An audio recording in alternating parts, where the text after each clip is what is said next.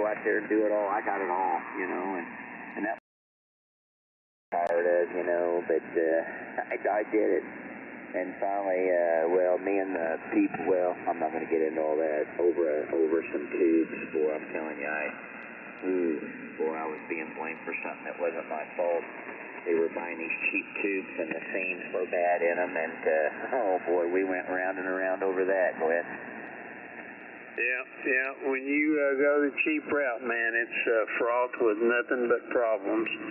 It pays to go first class for that kind of stuff, especially when you got a load of stuff, you know, and heavy as that tractor stuff is.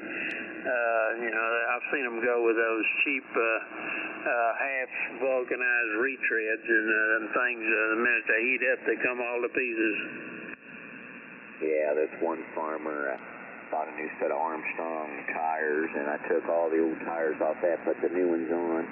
His new tubes, of course, they had fluid in them, you know, that fluid stuff, the weight they put in there, but anyway.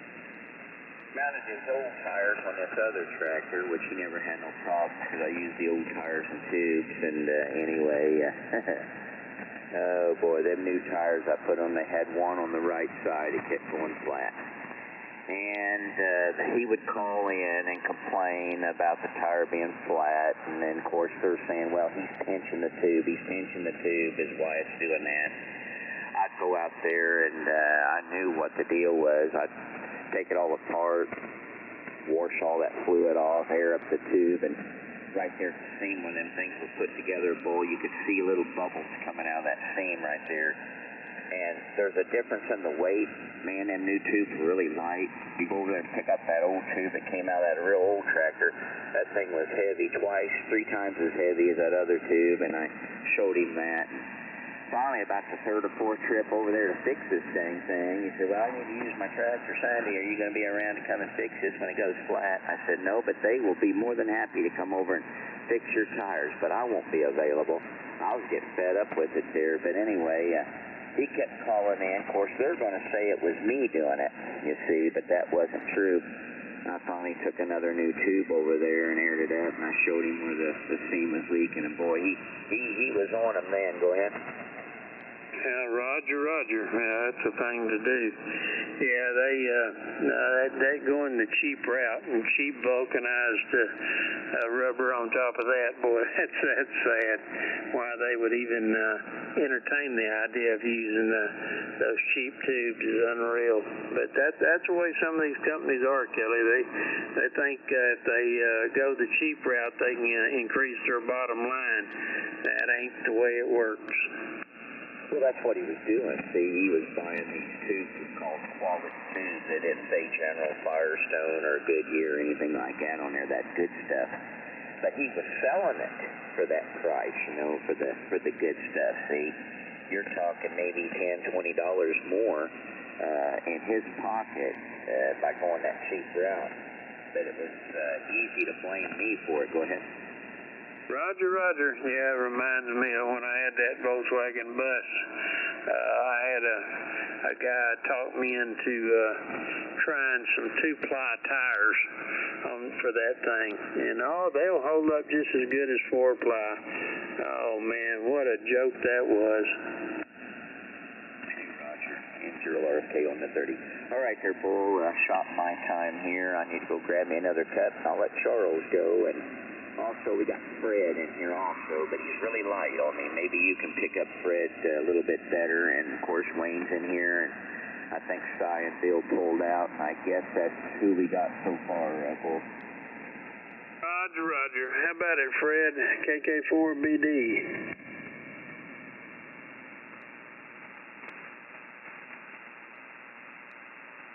Where'd you go, Fred?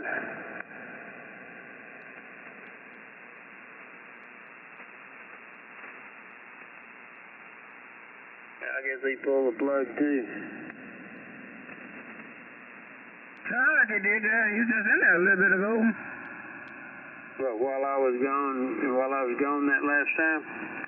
Yeah, he was in there, but I don't know why. Maybe he wants to get him a cup of coffee or something. I don't know. Roger, roger. Yeah, he might have just listened to the propagation and pulled it. But, Fred, if you make it back in there, man, give us a shout.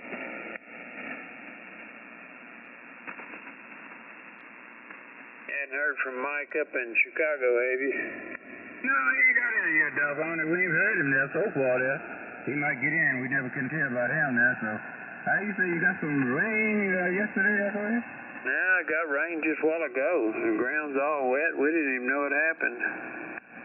Oh, my gosh. We can't get no water here. Don't seem like none in sight, though, Roger. Oh, I'm telling you, man, we got enough here. Weeds are waist high. I don't know what I want to do. Got to get somebody to try to knock these things down. Well, ain't you got one of your sons there? He can maybe do it for you that way? No, they're all super busy with their life, and one of them lives out of town, and well, they all live out of town now. I don't have anybody that lives here except my daughter. Oh, yeah, you probably had to get a contractor to say, yeah, I don't know what the guys down there do like you do here. These guys, they got all kinds of guys around here cutting grass. They buy them a tractor there, and man, they go around and get cutting you off there, go ahead. Well, that's what one of my neighbors does. He's a Spanish speaking neighbor. I guess he's from Mexico. I'm not sure. But anyway, that's what he does for a living. He owns a company that does all that. But man, that gets expensive, Charles, in a hurry. I know. Yeah, they charge you like $40 an hour around here cutting there. And the minimum is at least 1 hour when they put the tractor off the trailer there, Roger. Roger. Yeah, I don't know if he charges by the hour or by the job. The wife usually takes care of it, but yeah, my pocketbook is pretty thin right now. Yeah, they do it around here. Some of them, they do by the job. They go there and look at it, and they tell you, well, they do this about a job. It's pretty expensive. I know a friend of mine, it costs them $300 every time they come cut hills there, Roger. Roger. I may have to start paying them in rare coins. I got to get rid of those things somehow. I may just start paying them off with that stuff. Yeah, well, you got to do something there. You got to keep it cut there, but for long, boy, say, we'll be back in wintertime, and boy, say, the grass stopped growing after a while there, Roger. Roger. Yeah, I called one of the coin dealers and was going to try to unload some of that stuff on him. And oh no, since COVID hit, very few people are buying collectibles, so he's not stocking anything and don't want to invest any of his money in coins that he keeps. So he just buys what he needs and what a customer wants, and that's all. He's not keeping any running inventory anymore like he used to. So everything's plotting against me, Charles. Yeah, I know that's so sad when you do that. The kids are not. Seems like that's what they do.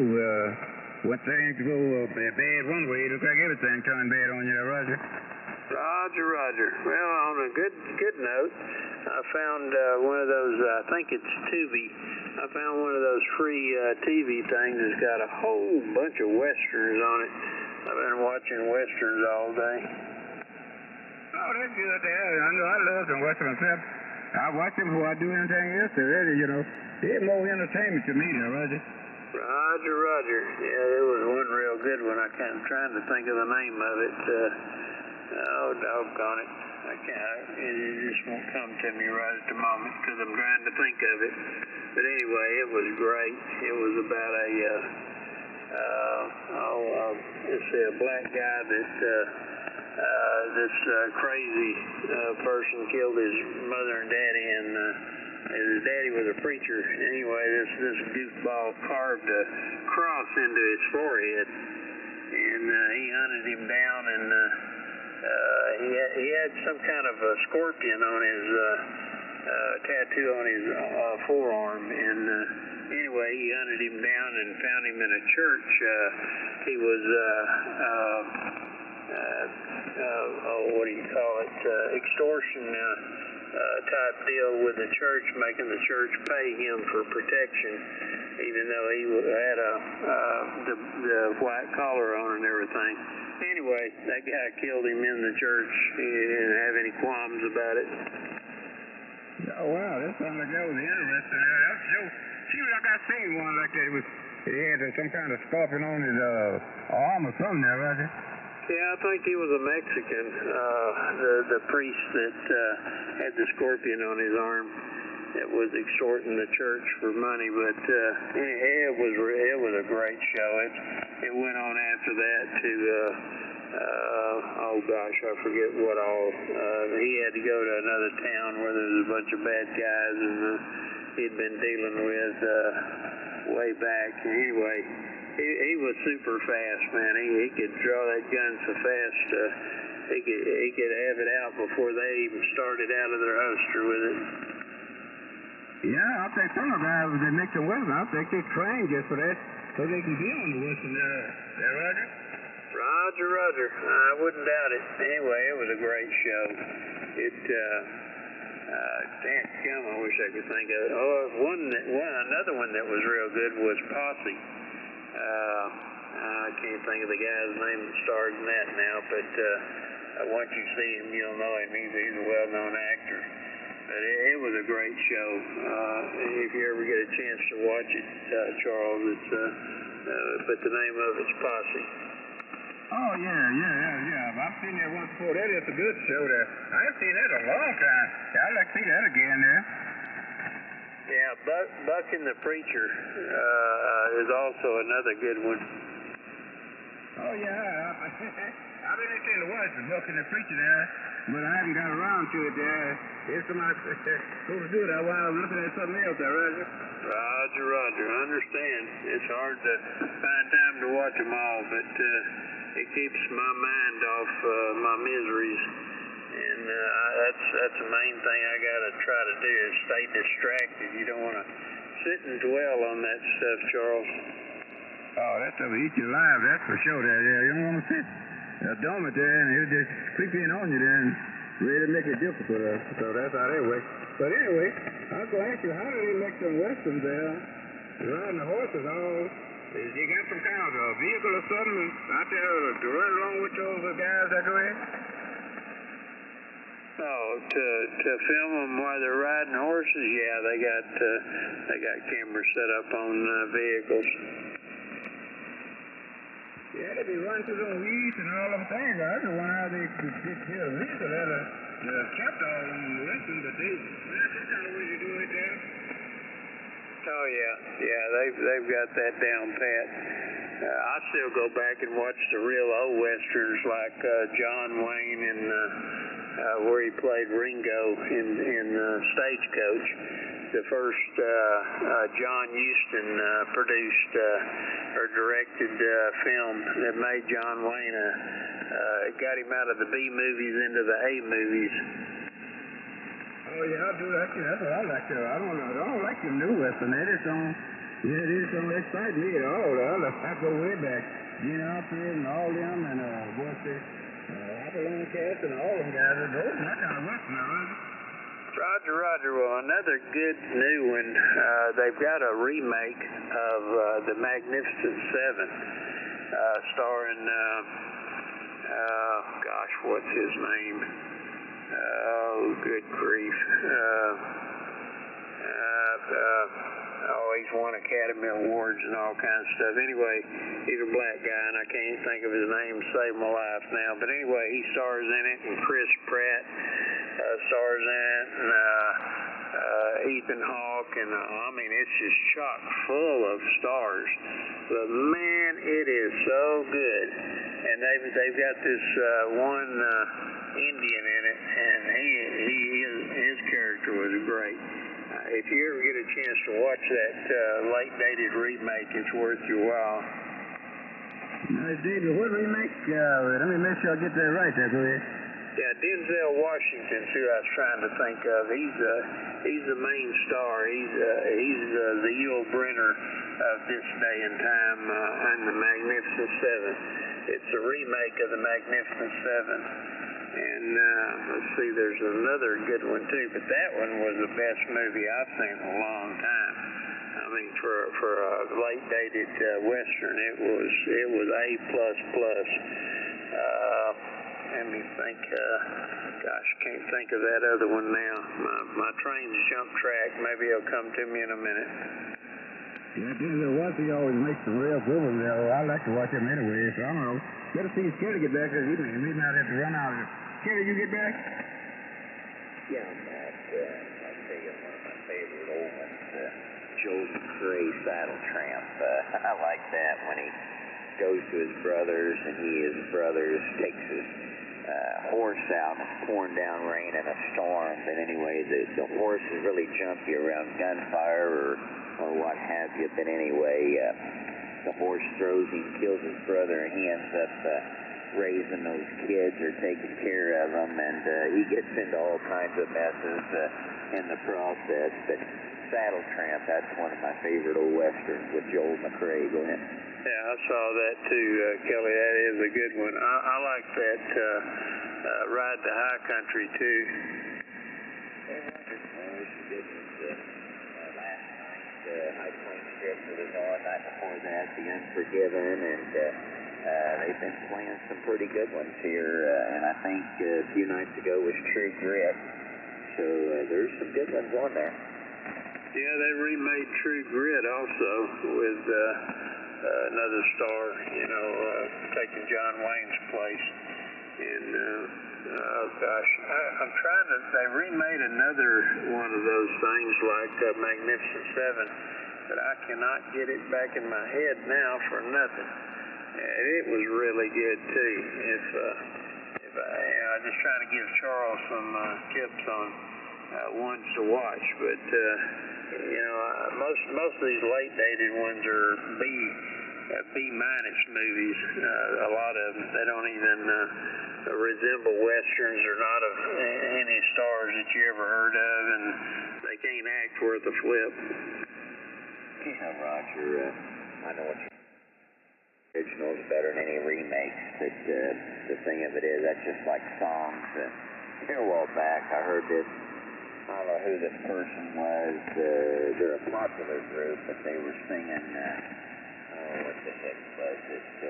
One of Aerosmith's old songs or something, or Bob Seger or whatever. But anyway, they just butchered it. It sounded terrible.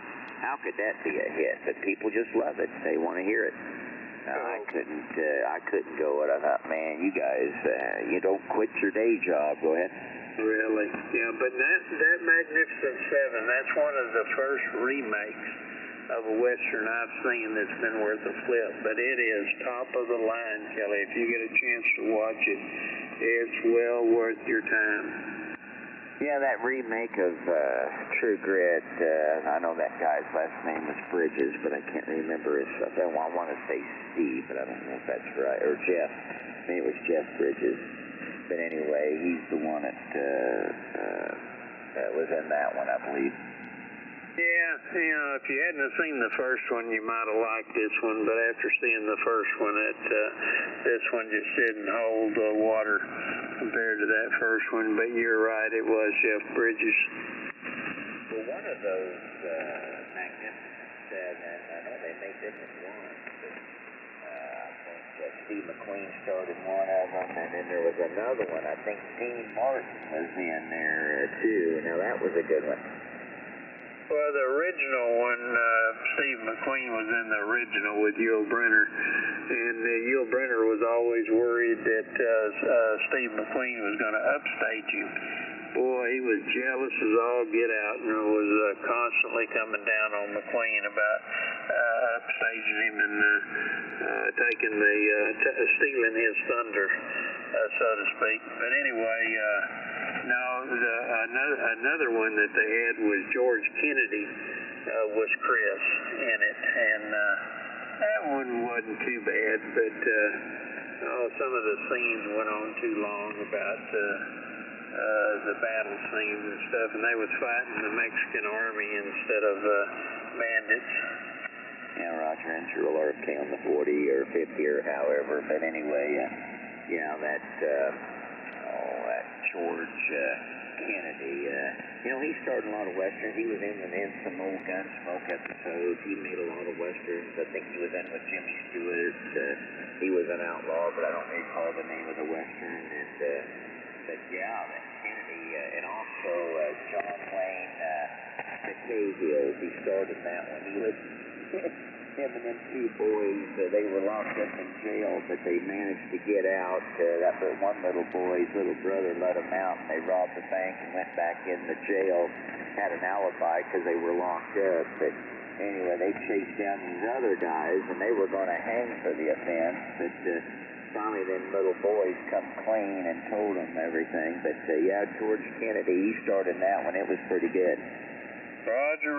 Yeah, George Kennedy was also in one. I can't think of the name of it, but he played July Johnson in it, and Andrew Prine was his sidekick in that one. And they went after a bunch of bad guys and into the Badlands and stuff, and they kept getting picked off. The posse was getting picked off one by one.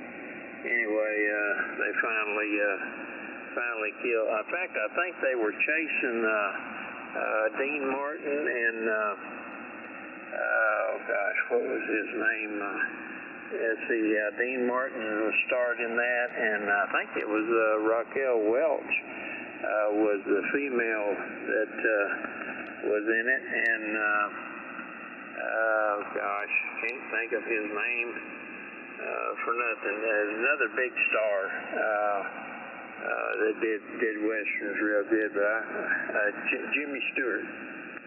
Yeah, Jimmy Stewart found out that his buddy was going to get hung, so he found out who was the actual, the hangman that was going to pull the lever on him.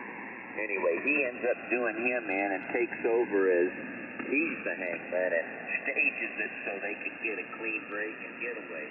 Yeah, that was Jimmy Stewart in that. That was a good movie there. And I think that was Raquel Welch. She was young and she was a looker. And also that she was in one of the John Waynes and, what was that? Anne Margaret, I guess it was. She was a good looker too. Go ahead.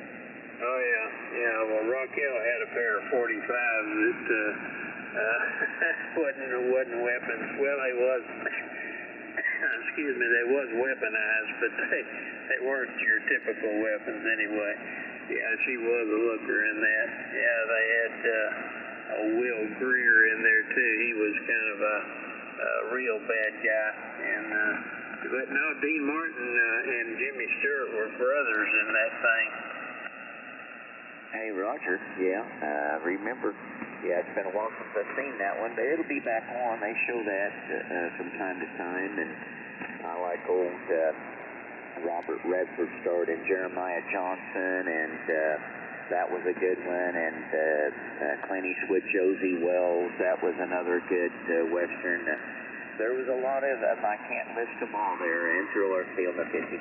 Roger. Well, they got that Unforgiven on Tubi now, which is about 300 channels of movies and TV and all that kind of stuff. It's all free. There's so much free stuff on now, Kelly. If you got the internet, you don't need any service. You don't have to pay for any service anymore. There's so much free stuff. Well, if you're paying for internet, that's not free. You're still paying for it in one form or fashion. Nothing's free in this whole world. You've got to pay something somewhere along the line. They say it's free, but it's not. Go ahead. Oh, well, yeah. But, they've got services that it don't matter, you're paying for the internet. You have to pay for their service, too, like Netflix and Hulu and HBO Max and all that, and Showtime, all that stuff you got to pay. You got to pay $15 or more a month for it. Hey, Roger. Well, anyway, I'm looking forward to Saturday, and I don't want to hold it too much longer. I'll probably pull out of here, too. I got to get around, feed the animals, and the drill. Well, at least I only have to go in for 4 hours today. That won't be so bad, but even getting out, it's like a full-time job of dealing with the grocery shop and getting home and getting my laundry done, and shoot, time I get all that done, the day's about shot anyway. But hey, at least I'm enjoying it, and I am back to work making some kind of money there, so that's kind of nice. But I'm looking forward to full Saturday. I got to get over there and see if the old boy's still got the old Hickok tube tester. Go ahead. Roger. Well, good deal. Yeah, I'm glad you're enjoying it, man. That's a whole bunch in your favor there. Is if you got some work that you can do and enjoy it. Yeah, I found out today my youngest brother. He was forced into retirement with rheumatoid arthritis. He was driving a fork truck, and he really enjoyed that. That was one of the best jobs he ever had, he claimed, and he hated to give it up, but that arthritis just forced him into retirement. He's so crippled up now, he can hardly get around with that mess.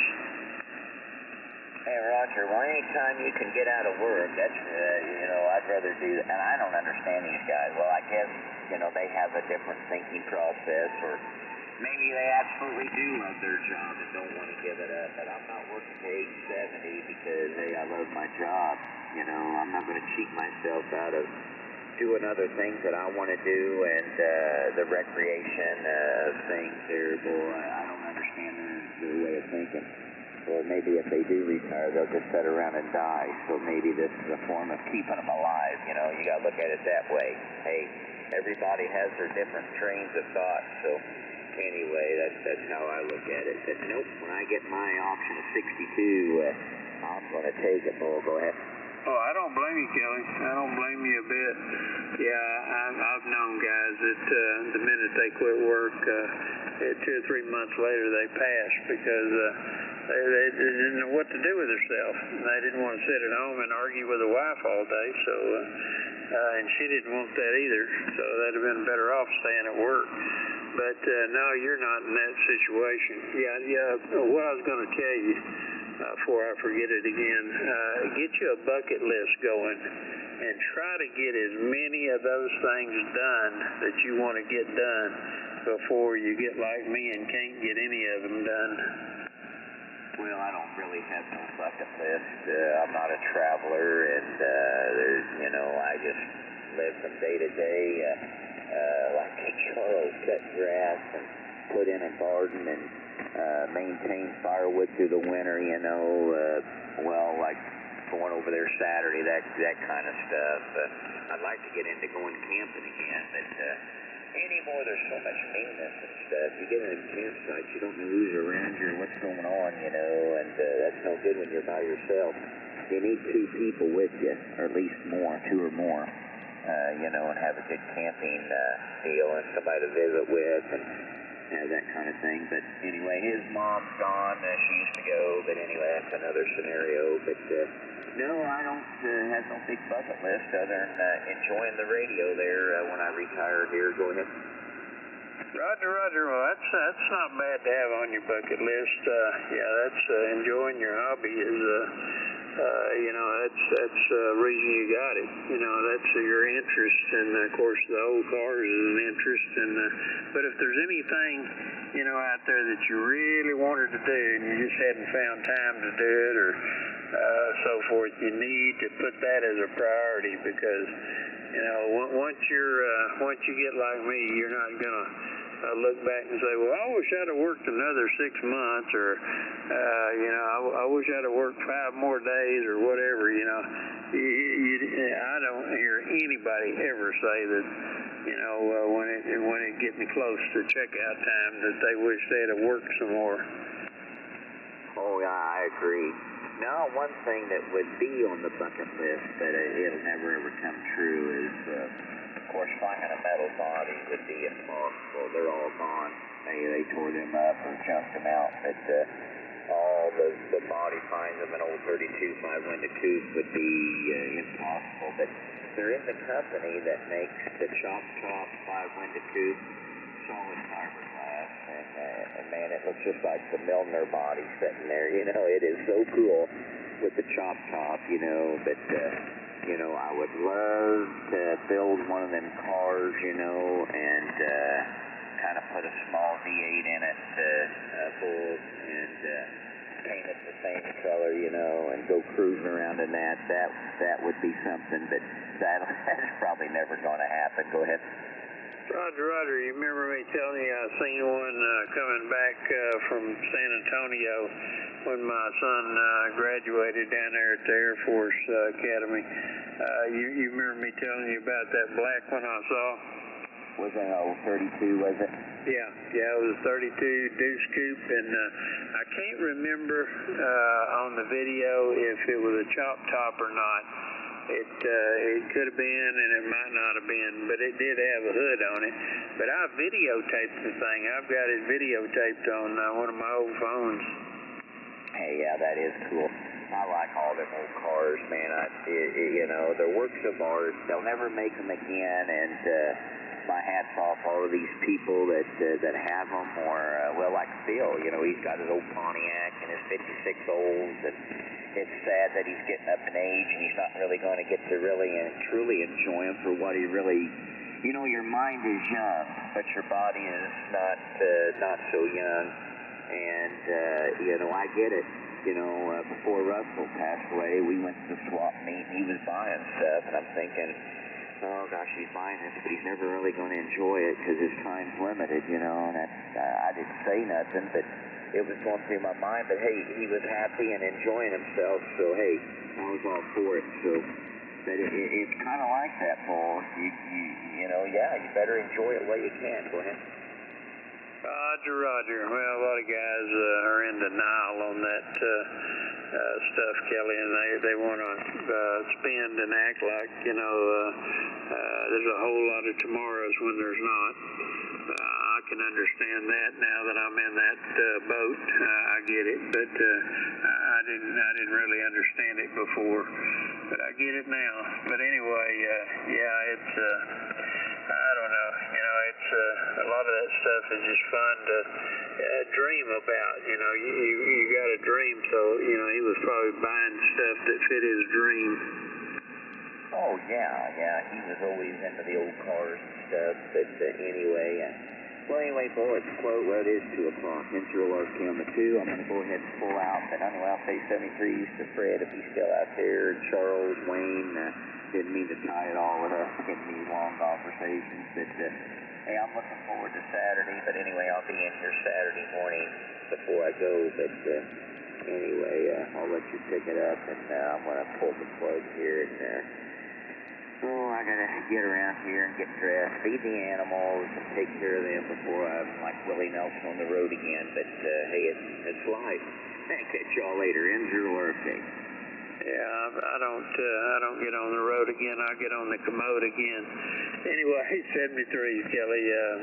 Drive careful, man. We'll catch you tomorrow. N0 RFK, WD5DJX.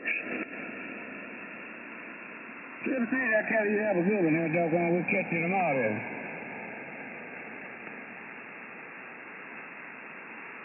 Well, what do you think, Charles? Let's see if we're the only ones still here. You still there, Wayne? Yeah, I'm here. And you had mentioned John Houston. I'm a friend of him, and he's the son of John Houston, and he is Tony Houston is here in town. And Tony Houston's son is Jack Houston, who's a pretty active actor in Hollywood right now, and I just thought I'd throw that out there. Roger. I wonder if there are any kin to, I think it's Angela Houston. Yeah, Angelica Houston comes to Taos often to visit Tony. I've met her before, and they're a good group of people. Very talented family, very talented. Yeah, that's fantastic, Wayne. There's a lot of actors that come to Taos. For some reason, it does attract a lot of actors. Oh boy, I can't even think of all the names of all the actors that have lived here. But there's been quite a few. Roger, Roger. Yeah, that's great, man. It's great that you know the son of John Houston. That's pretty fantastic. Yeah, John Houston is his son, and he is one of his hobbies is falconry. And I've never really known about that, but it's kind of neat to watch him take his falcons out, and he puts his blinders on them, and then he takes the blinders off, and then they fly away, and they go out and they hunt, and they'll bring food back to him, you know, a mouse or something like that, and they'll come back and land on his arm, and it's kind of wild. It's amazing how that happens. Yeah, it's amazing that they can train a bird to do that. I just can't imagine a bird coming back once you set it free. Yeah, I don't think I'd come back. I'd be like, oh, yeah, see you later, bud. That's it. No more. Yeah, it's pretty amazing, that falconry. Charles, you got a copy on Wayne now? Oh, yeah, sure do that. Go ahead, that Wayne. Yeah, Charles, I think it's kind of amazing that you can teach a bird to hunt and bring back food. Well, I see some kind of deal on that. They get a bird, put a note on the bird's leg, and have it to go down to where he wants to go there, and the bird take the message down there, and we bring one back there, right? Well, the thing is, Charles, how do you teach a bird to do that? Well, there's probably certain kind of birds there. That's probably what it is there. You know, like some of birds talk with like human beings. Well, maybe them kind of birds, I don't know, but you got to be something there, Roger. I suppose. Gosh, I don't know. It's kind of an interesting concept. I was amazed that the bird even came back and planted back on his arm. Well, I'm like bird. I was when the bird get to leave. That bird going down where he want other places there. That bird was just leaving. It seemed like the bird wouldn't think about to come back there, right?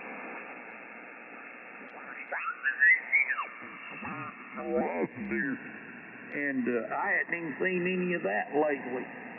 But, you know, of course, they planes and stuff like that, but looking at stars. But if you ain't out there looking, you ain't going to see it, Roger. Yeah, I'm a stargazer myself. I'd like to have a real good telescope. I've seen space stations go by.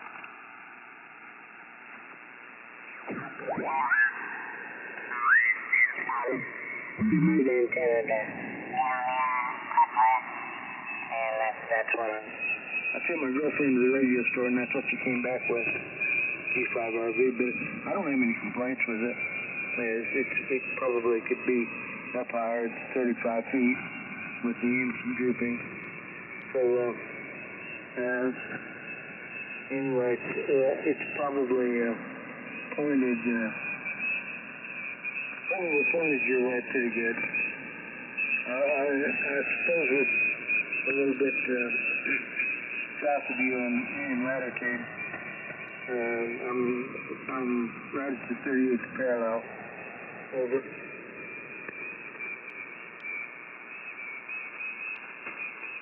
Roger that. And Dave, I don't know if you did go night-night, but if you're still there, you take care there, sir.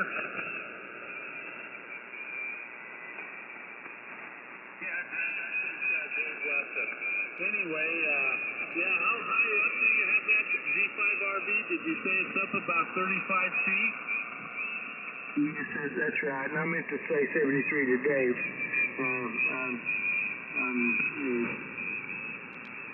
I enjoyed talking with you, and thanks for letting me in, Dave, and enjoyed your contact with you in the conversation. W7MBR and W7DSI. This is W9XI. Yeah, I didn't have my app amplifier on that. Doug apparently didn't hear me. I turned it off and I turned it back on. Yeah, I was just asking, 73 to you there, Gary. Nice talking to you, and congratulations on the Humble amplifier. That's quite a good thing to do from home early there. How long is Doug, not Doug, but John going to be in Arizona, did you say? I'm thinking 2, maybe 3 weeks. Probably right, somewhere right in that range. 2 weeks, something like that. Yeah, it's going to be touching on 40. 40 gets pretty long this time of night. We may have, but I don't think it's going to be anything as good as we have here now. Yeah, roger that. It might work for me and him. We'll have to see, but we're just going to test the waters and see once we get there. Well, of course, I'll keep you and Mikey in the loop on what's going on. Okay, what time of night is that? We haven't discussed it yet. No, not really, not yet. He's talking maybe around Gray Line. Yeah, that might work. I mean, I hear Arizona. I even hear about 20. So who knows? We'll have to see. And I guess he's not going to have 75. That may be a little bit too long anyway. Although look at it with Greg now, although it's not, local coffee like we have. I've been able to hear everything. Anyway, guys, 73. We'll catch you later. W7 MBR. Montesano, Washington. We're over here on the West Coast. Good night, Dave. 73 to see you. W7DSI. 73, Dave. WNXI. 7-3, again, Mike.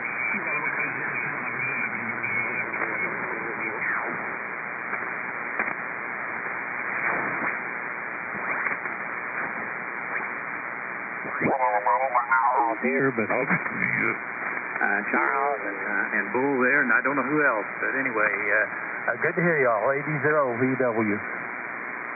Good morning, Mike. Yeah, I bet everybody's pulled out except for Wayne out in Taos, New Mexico, and Charles and I think everybody else has already left. Okay, Roger. Well, I'll say good morning to Wayne too then, and just got up here, had to take care of a couple of things. Woke up and wasn't very sleepy, so I came in and turned it on there, Bull. How you doing, man? I had a pretty good day today, Mike. Unusual. Back's bothered me more than anything else, more than the cancer today. So I thought I had a pretty good day. Well, good.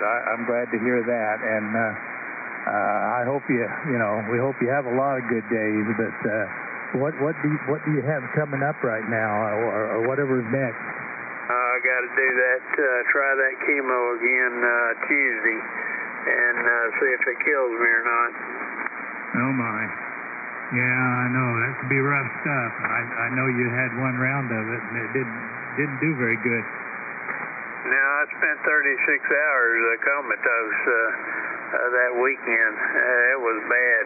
It was real bad. If it gets any worse than that, I definitely won't do it again. But they're claiming they've tweaked it, modified it, and we're going to modify what I do afterwards also. And I'm modifying a couple of things on this end. So we're going to try to get through this round without that winding up in that horrible place. And if I can't, well, I just can't.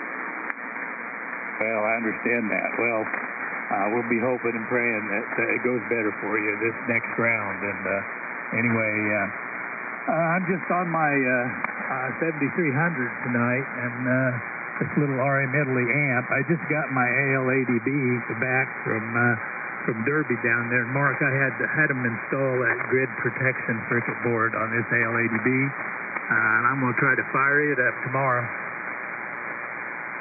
There you go. I didn't know they had a grid protection deal available for that. What did he put, a resistor in there?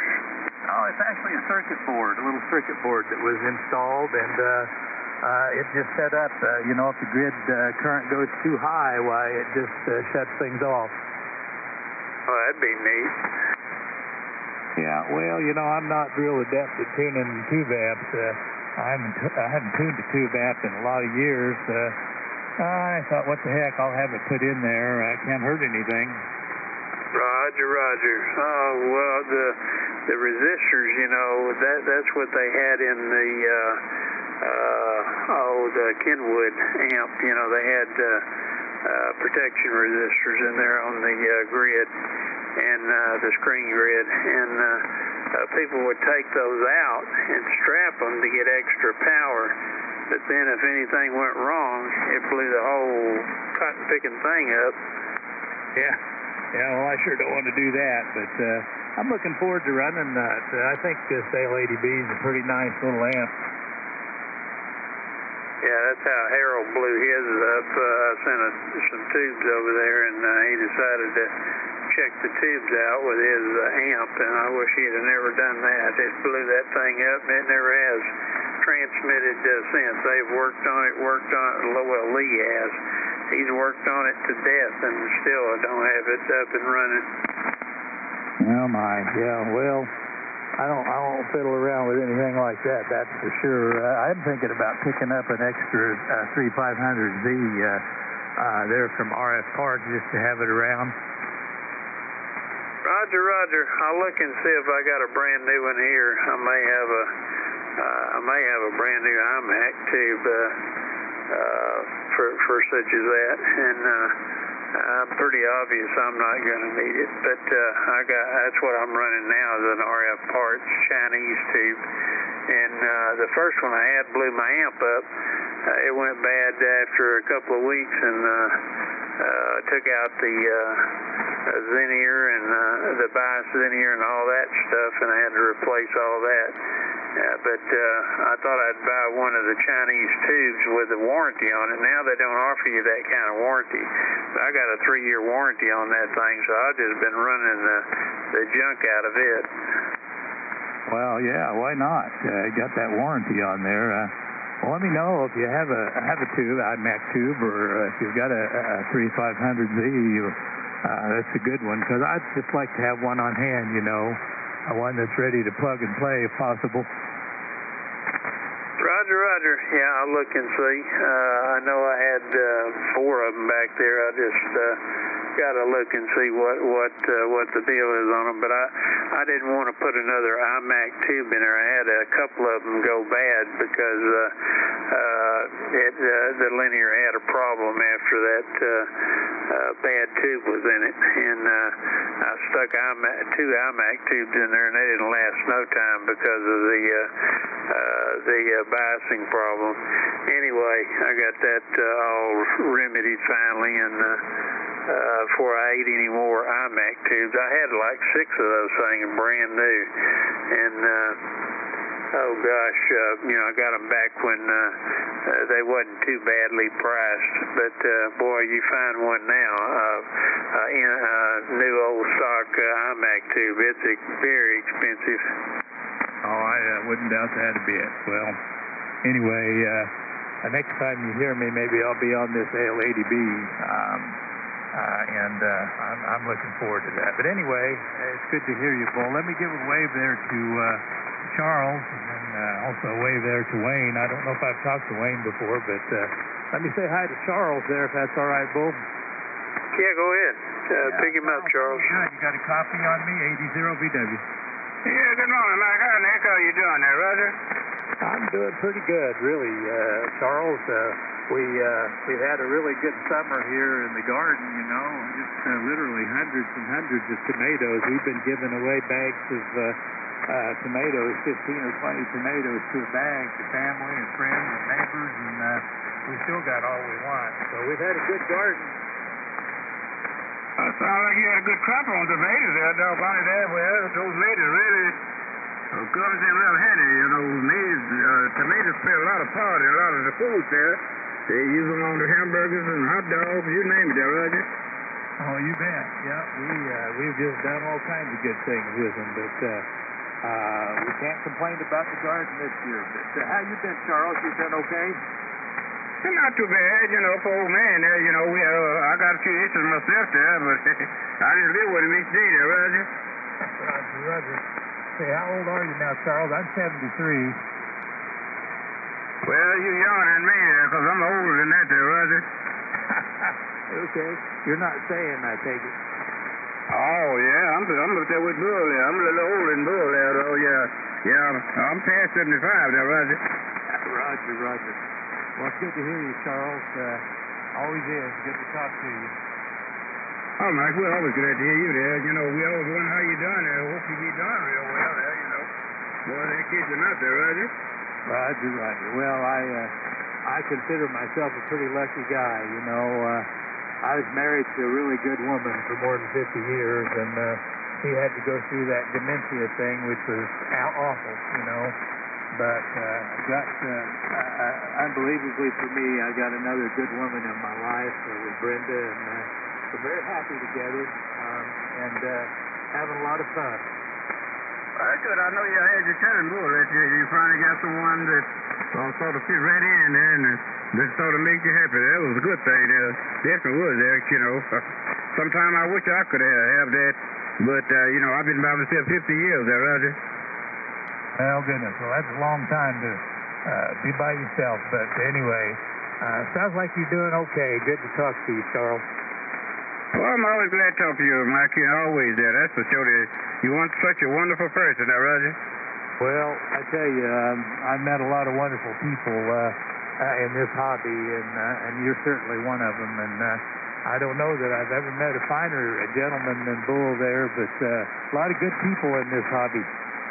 Oh, yes, you know, Bull, that's yeah, I tell you, I sure he's a wonderful person. You know, I see him go through a lot of changes, but, you know, I hope the good Lord take care of him now, Joe.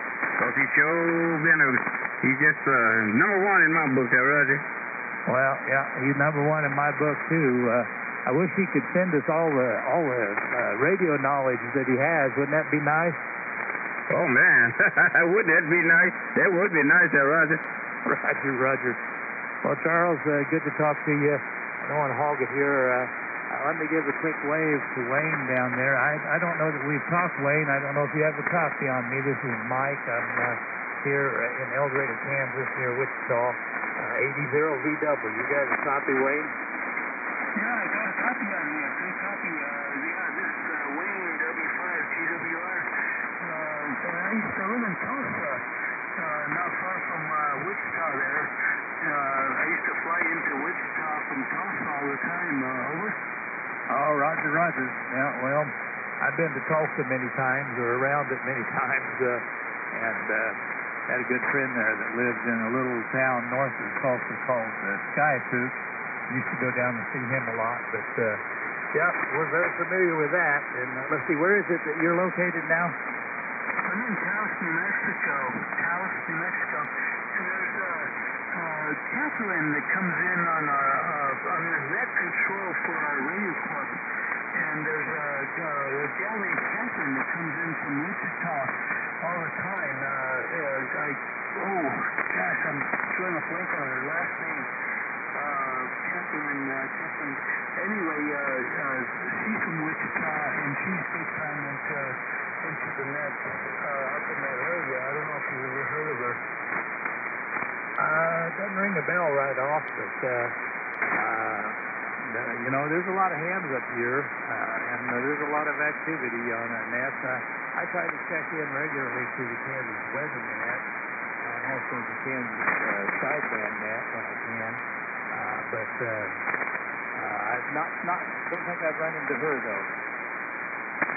Yeah, there's a Wichita net up in that area, and she's the net control for the women's net, and she's in that area. So if you, I don't know how you give the information on that. I could try to find out. But yeah, she checks into my net over here in Taos, New Mexico, because she has Taos, New Mexico ties. Over. Oh, Roger. Is that an 80-meter net? Yeah. Well, the net that I have here in Taos is just a 2-meter net, and she checks in via Echolink. But the one that she has up there is 80 meters, yes. Okay, well, I'll have to check that out. But haven't run across her, but sound like an interesting person there. They check people in from all over. I've checked into their net before, and it's pretty amazing. There's a lot, and they do it by sections.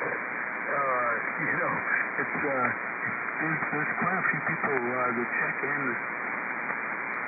Oh, Roger. Well, listen, I don't want to hog it here anymore. I imagine Bull's probably getting ready to check out there, but it's good to talk to you, make your acquaintance there, Wayne. So let me just back off here and listen and say 7-3s to you and Charles, and let me just flip it back to Bull there. It's good to talk to you all. 80VW. 80DW, W5GWR. Let's see. I was trying to see Catherine's call sign. It's not coming to me. But anyway, I can, if you look me up on QRC, W5GWR, I'll get back to you with her information. Over? Oh, Roger. Okay, guys, good deal. Mike, I was going to tell you too, if I can make it 22 more days, I'll be 76. My birthday's on the 23rd. I'm hoping I can hold out to see that birthday. I'll be 76. Anyway, I think Charles is already 76, but we're pretty close, the same age. Anyway, yeah, I got to check out of here, man. The pain is in my back right now is atrocious, and I got to go see if I can take something and get easy from that. They turned the pump up, but now the pain's worse. I don't get that. Anyway, that's another issue to deal with. 73 is Charles, Wayne, Mike. Man, it's great to hear you. I appreciate you getting in tonight. And we'll try to catch y'all again on Down the Log. WD5 to EJX, going to the barn. Okay, Bull, 7-3 to you. Yeah, I hope we can all wish you that 76th birthday here in 22 days. I sure do. 80VW. 7-3 there, Bull. 7-3, Mike. Y'all take it easy, and also you there, Wayne. Y'all have a good one now. I'm going to follow Bull to the barn now. 7-3, I'll catch you guys tomorrow with good old Will. KC0, QZB, I'll be clear. 7-3 Charles, 7-3 Wayne. 35, here we are. Catch you later, Bull. Take care. Love you, and God bless.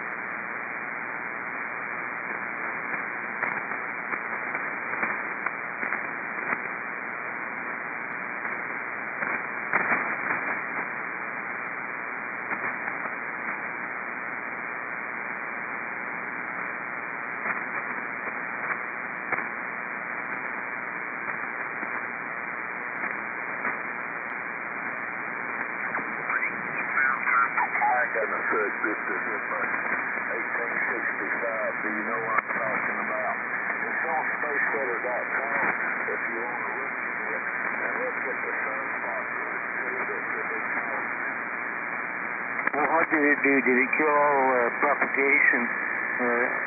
here on Earth, or did it help everything? Well, it matches cell propagation.